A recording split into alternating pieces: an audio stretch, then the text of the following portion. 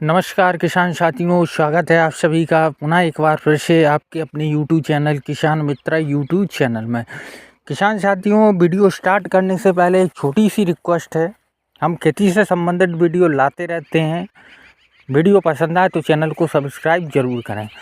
किसान साथियों, गेहूँ में हम बाली निकलने से पहले और निकलने के बाद कौन सा फर्टिलाइज़र, कौन सी बेस्ट टॉनिक का उपयोग करें जिससे गेहूं का उत्पादन हम अच्छे से अच्छा ले सकते हैं। और बालियां निकलने से पहले की अवस्था और बालियां निकलने की बाद की अवस्था, ये दो अवस्थाएं होती हैं किसान साथियों। इन अवस्थाओं में गेहूं की फसल का विशेष ध्यान रखना होता है, खासकर अच्छे उत्पादन के लिए। अगर आप अच्छा उत्पादन 1 एकड़ से 35 से 40 कुंटल तक का लेना चाहते हैं तो इन दो अवस्थाओं में हमें गेहूं की फसल का विशेष ध्यान रखना होता है और समय समय पर सही पोषक तत्वों को पौधे तक पहुंचाना होता है। किसान साथियों, गेहूं की फसल में ये दो अवस्थाएं ऐसी होती हैं, इन अवस्थाओं में विशेष रूप से कुछ खास पोषक तत्वों की पौधे को रिक्वायरमेंट आवश्यकता होती है। अगर उन पोषक तत्वों को हम इस दोनों अवस्थाओं में सही समय पर देते हैं तो निश्चित रूप से आपको अच्छा उत्पादन गेहूं की फसल में देखने को मिलेगा। साथ में पौधे की रोग प्रतिरोधक क्षमता भी अच्छी बनी रहेगी, क्लोरोफिल की मात्रा भी अच्छी बनी रहेगी, जिससे गेहूं में पीलापन आदि देखने को नहीं मिलेगा। तो किसान साथियों, हमें बाली निकलने से पहले की अवस्था और बाली निकलने की बाद की अवस्था में गेहूं की फसल का किस प्रकार से ध्यान रखना चाहिए, कौन कौन से फर्टिलाइज़र का उपयोग करना चाहिए, सारी कुछ जानकारी आज इस वीडियो में हम आपके साथ साझा करेंगे। किसान साथियों, गेहूं में बाली निकलने की पहले की जो अवस्था होती है वो अवस्था होती है गॉप की अवस्था। जैसे आप अभी मैं लाइव दिखा रहा हूँ, इस गेहूं में जो अभी गॉप की अवस्था है आप देख सकते हैं। देखिए, ये गॉप की अवस्था है। ये गेहूँ लगभग 60 से 65 दिन की अवस्था में है। इस अवस्था के बाद जो अंगरी अवस्था होती है वो बाली निकलने की अवस्था होती है। तो गॉप की अवस्था में पौधे को कौन कौन से पोषक तत्वों की आवश्यकता होती है जिनको हम एक सही समय पर देकर गेहूँ का अच्छा उत्पादन ले सकते हैं, साथ ही पौधे को रोग प्रतिरोधक क्षमता को ज़्यादा बनाए रख सकते हैं।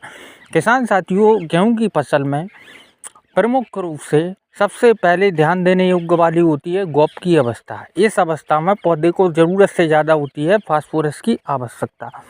तो गॉप की अवस्था में हमें क्या करना चाहिए? गॉप की अवस्था में अगर आप किसी फंगीसाइड या तो नाटिवो या किसी और सिंजेंटा कंपनी का इम्पैक्ट एक्स्ट्रा का उपयोग करना चाहते हो तो आप गॉप की अवस्था में कर लें।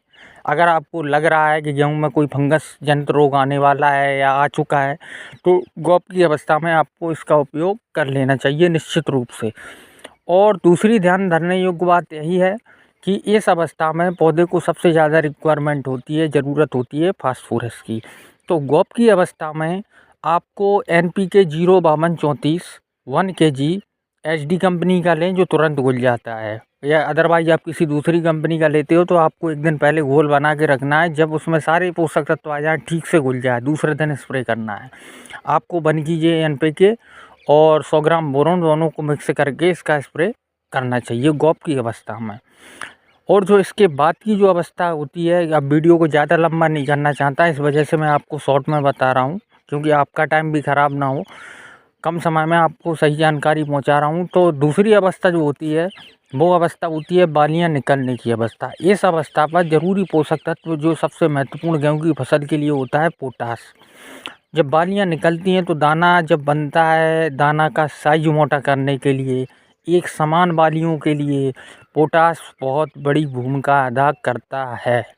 तो इस अवस्था में हमें पोटास का उपयोग करना चाहिए जो आपको 52% प्लस देखने को मिलेगा NPK 0050 में। तो आप इसका उपयोग करें। इसका स्प्रे भी आपको इसी हिसाब से करना है। 1 kg लीजिए NPK 0050 और इसको 100 से 150 लीटर पानी में घोल बना के इसका स्प्रे करें बालियाँ निकलने के बाद। बेहतर रिजल्ट आपको देखने को मिलेगा। किसान साथियों, अगर आपके मन में कोई सवाल है तो आप हमसे कमेंट में जानकारी ले सकते हैं, पूछ सकते हैं। किसान साथियों, वीडियो पसंद आए तो चैनल को सब्सक्राइब करें। मिलते हैं एक और नई जानकारी के साथ नई वीडियो में, तब तक के लिए धन्यवाद।